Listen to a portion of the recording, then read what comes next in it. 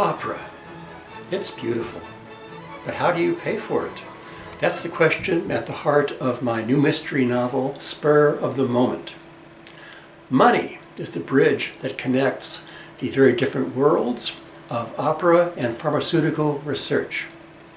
I have inside knowledge of both. I was a supernumerary, meaning an extra, in an opera.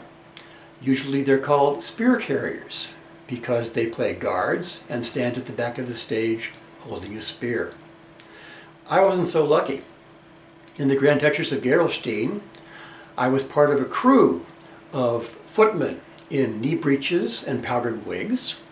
We did a lot of fetching and carrying, and in one scene, the Duchess was on a wheeled reviewing stand, reviewing her troops, and we pushed and pulled her all over the stage while she hung on for dear life.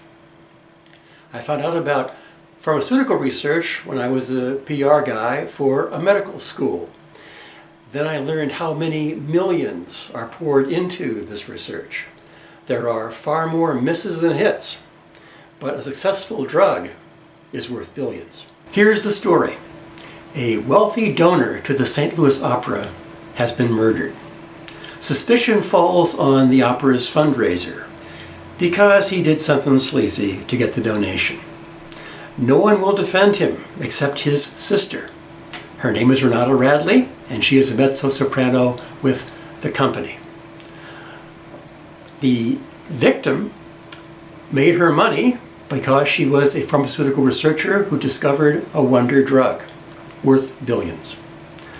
Renata thinks that it was the drug that somehow or other got her killed, not the opera donation. Once she starts to investigate, Renata quickly gets out of her depth. Here, the police have called her to a crime scene in a wood off the St. Charles Rock Road. Renata opened the car door and stood up, dizzy with fatigue.